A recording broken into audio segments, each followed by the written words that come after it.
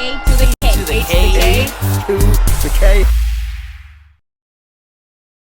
Welcome to the Rapid Roundup, where we condense Raw, Smackdown, Dynamite, and Collision into about 12 minutes or less, or your money back.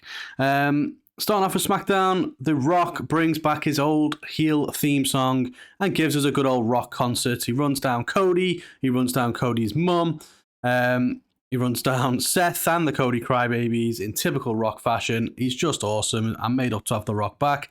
He says Cody responded to the biggest moment of his career, slapping The Rock by crying like a little bitch. Cody wants to give his mother the belt. Well, Rock's going to hand her a belt that he'll be using to beat the piss out of him with. So he's got a nice little weight belt of his own. And he's going to beat the shit out of him, apparently. Look, I absolutely love having The Rock back. I think he is absolutely killing it. I can't wait to see everything that happens at Mania. And talking of the bloodline, Jimmy Uso accepts Jay's challenge. The brothers are now set to face off in the City of Brotherly Love. Also, LA Knight calls out AJ Styles for WrestleMania match, and Styles attacks him with a chair and accepts making that match official. New Cat Republic and Legado del Fantasma move one step closer to entering the six-way tag team title match. They defeat Pretty Deadly and the LWO respectively. Speaking of them two factions, Rey Mysterio challenges Santos Escobar to a match next week, which you'd have to think would have some implications for Mania, wouldn't you? Following on from this, Randy Orton defeats Grayson Waller with Logan Paul on commentary, but Austin Theory attacks him after the match, only for Kevin Owens to make the save. Nick Aldis on the ramp announces the triple threat match for Mania. It's going to be Logan Paul defending the US title against both Randy Orton and Kevin Owens. This match will slap. Logan Paul has absolutely killed it in every match that he's in, and Orton and Owens adding to that mix is going to be absolutely epic.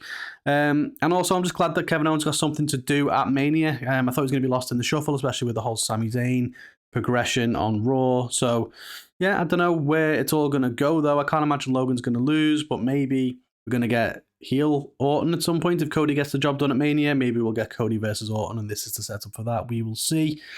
Also, in the main event, Bayley takes on Dakota Kai, which ends in a disqualification after Damage Control get involved. Naomi comes down to make the save, but them damn numbers advantage. It's just too much once again. Io hits a pretty dangerous moonsault off the top and basically lands on Bayley's head, which looked pretty nasty. And Asuka seems to have injured herself on the outside from pretty much nothing. So I think she's been removed from the live events now. So hopefully it's not too serious. But yeah, we will see what goes on with that. But looks like we're going to get some form of Naomi involved with Damage Control. Maybe Bianca Belair's added to that. Maybe Jade. Who knows? But Bayley surely has to defeat Io at WrestleMania just to get revenge for all the stuff she's going through right now. Taking us on over to Monday Night Raw, the Usos kicking off the show. Jey Uso yeets his way out to the ring, calls out Jimmy, stare each other down for a bit, and Jey says he misses his brother. And Jimmy says, Jey, you're the one who left. They get into it a little bit before Jey says he's going to knock the yeet out of his ass at Mania, and them two kind of brawl.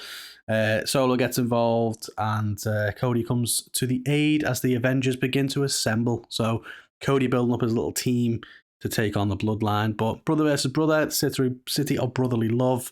Every other brother match at WrestleMania has been pretty decent, so I expect this one to as well. The six-pack ladder match qualifiers are a big focus of Raw this week. DIY defeat the Creed brothers, so a bit of a shame for them. I think a lot of people wanted them to be in the mix.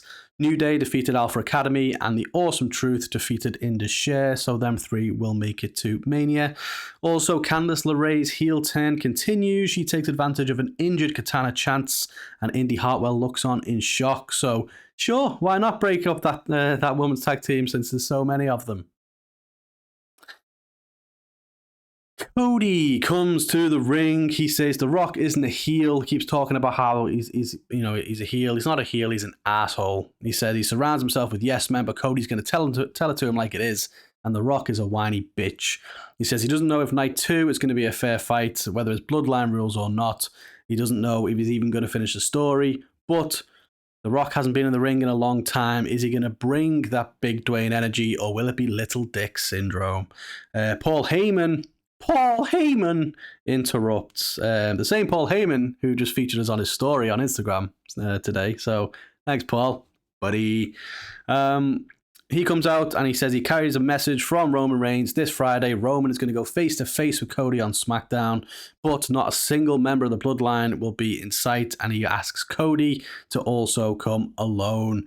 Cody accepts. So let's see whether that actually goes to plan.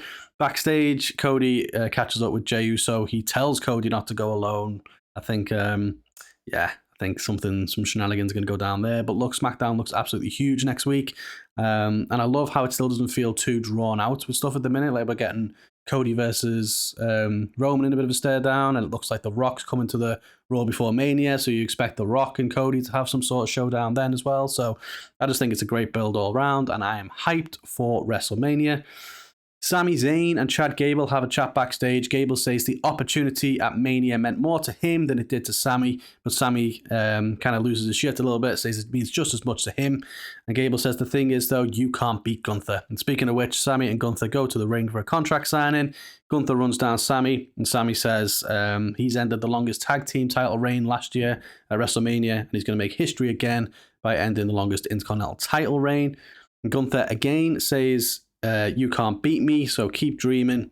And so they're kind of going with an interesting angle on this one.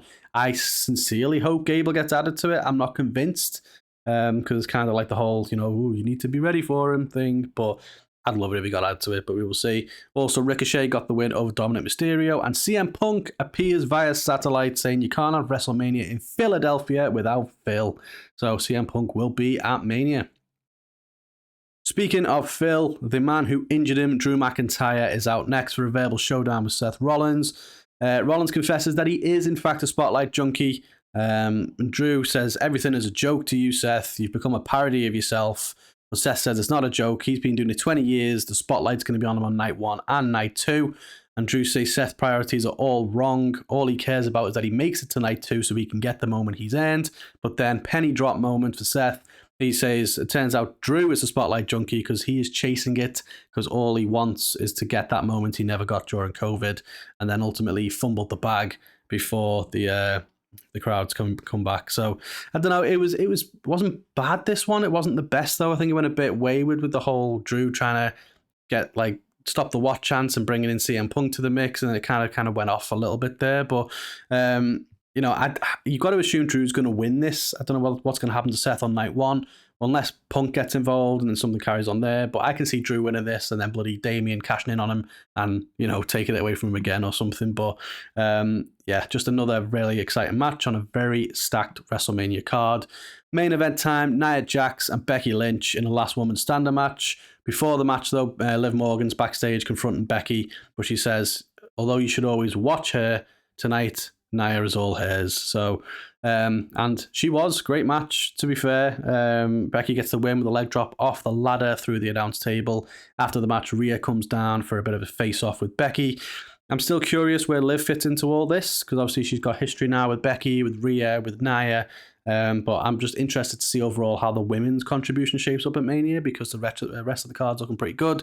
But only 2 women's matches announced so far, and there's a hell of a roster to feature. So let's see where that goes. Speaking of brilliant women in the wrestling business, big business certainly went down on Dynamite. Mercedes Mone made her debut with a very emotional speech. She thanked the fans for being behind her this whole time and now said AEW has a new CEO. Incredible get, really, for AEW. I think people will be talking like they always do about the ratings, whether or not she's going to move the needle. There wasn't a massive rating spike or anything, but at the end of the day, who gives a shit? The women's division, AEW, is super strong right now, and adding Monet to that division is only going to bolster that. So great move by them. The world title action kicks off the show. Wardlow taking on Samoa Joe. Before the match, though, it's story time with Adam Cole, baby. He reads the story of how the match is going to go, but it doesn't go quite to plan. Joe chokes out Wardlow to retain the belt, and after the match, sneaky swerve, beats the crap out of some security, and Joe kind of retreats a little bit. So we look destined for a singles match between these two, hopefully a swerve win, and hopefully a shake-up of the world title picture. In trios action, the Elite faced off against Eddie Kingston, Penta, and Pac, who is back. A low blow on Kingston allows Okada to get the Rainmaker for the win, and it's announced that next week Okada's going to face Eddie Kingston for the Continental Crown Championship. I say next week, it's tomorrow because we're late with this stuff, but not too sure what this means for the Triple Crown. The first time that the Continental title is going to be defended by itself, so we will see what happens there. But surely, hopefully, Okada gets the win because, well, I love you, Eddie, but nah. Speaking of people I do love, though, Will Ospreay, man, considering he is not used to cutting promos in front of huge crowds, he is bringing it. Very intense from him, talking about his match with Danielson, and ultimately it's going to be proven who is the best wrestler in the world. He said, people keep talking about trying to restore the feeling. He is the feeling, bruv. Look, hype is an understatement. I can't wait for Danielson and Ospreay to kick things off. I think it's going to be absolutely amazing.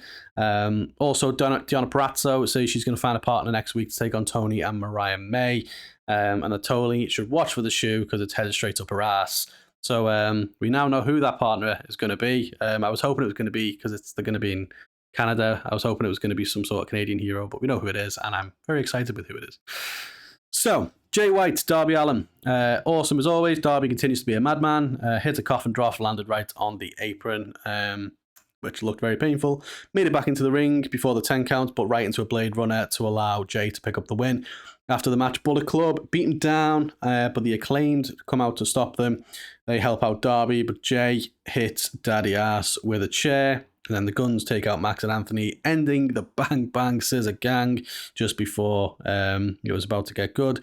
They then shatter Darby's ankle with a chair and a baseball bat. And so I thought initially this is the way to write Darby off for going to climb Mount Everest, but Darby's sharing pictures on social media saying his foot really is broke, so who knows what that means. Also, Hook and Jericho defeat the Gates of Agony. Now, for some reason, we're getting Jericho versus Hook for the FTW title next week, so okay. Main event, Willow and Rio put on an absolute banger. Seriously awesome match from these two. Willow ultimately got the victory, but after the match, the lights go out and Julia Hart and Sky Blue beat her down until Mercedes Mone makes a save. Obviously, a bit of awkward history between these two because Willow is the one who injured Mercedes. But yeah, I don't know where it's all going, but I'm happy that Mercedes kicked off the show. I'm happy that she wrapped up the show. It's a hell of an investment from AEW, so they need to get the most out of that, and I think it was a successful one. Next couple of weeks now on the road to Dynasty, I think they look pretty great, so let's see whether AEW can build on that momentum and make Dynasty a pay-per-view to remember. And lastly, talking about Collision, Danielson, the sadist that he is, has an all-out stiff fest with Shibata, solid technical match and a good show of respect afterwards. After the match, Danielson cut a promo about Ospreay, says he can't walk in his shoes, and Daniel Garcia gets a win over Lee Moriarty, and Pac kills Aaron Solo. Julia Hart continues to demonstrate her much improved ring work with a win over Trisha Dora. We find out after the match that Julia and Sky Blue are going to go against Willow and Statlander on Rampage next week. It's going to be interesting to see whether Mercedes Moné's got any involvement in this one, but because you'd have to assume based on how Dynamite ended, she's going to go after the TBS title, but who knows? Maybe it's all a ruse and she actually wants revenge on Willow. We will see. Claudio Castagnoli takes on Lance Archer, but the Righteous get involved. Danielson tries to make the save, but again, the damn numbers game. But Shibata comes down with a chair and the heels retreat. So is Shibata going to be in the BCC? Who really knows? Also, where was Moxley? Where was Yuta? Wasn't really explained. Kind of strange, but let's see what it all means. Also, Kyle O'Reilly and his stupid face made a return to the ring in a winning effort over Brian Keith. And in tag tournament action, House of Black face off with the Infantry, but Mark Briscoe gets involved, hitting Buddy with a chair and causes Brody King to chase after him, allowing the Infantry to pick up a shock win, advancing in the tournament. Closing out the show, Adam Copeland cuts a promo about his upcoming TNT title match with Christian on Dynamite. He says he doesn't know what Christian's become. He talks about their friendship, about him coming here to end his career as a team, not to steal Christian's spotlight. He said he spoke to Mick Foley and wants to introduce us to Spike, which seems to be some kind of 2x4 covered in nails. And he says 40 years after it all started in their hometown of Toronto, it ends. So awesome way to close out the show. Great way to build hype for Wednesday. And look, SmackDown, Raw, Dynamite, Collision. Hell of a week for wrestling. Hell of a week for wrestling fans. Get your tribalism, stick it in the bin, enjoy it. Let us know what you think and what else you're excited for the upcoming shows this week, and we will catch you on the next one.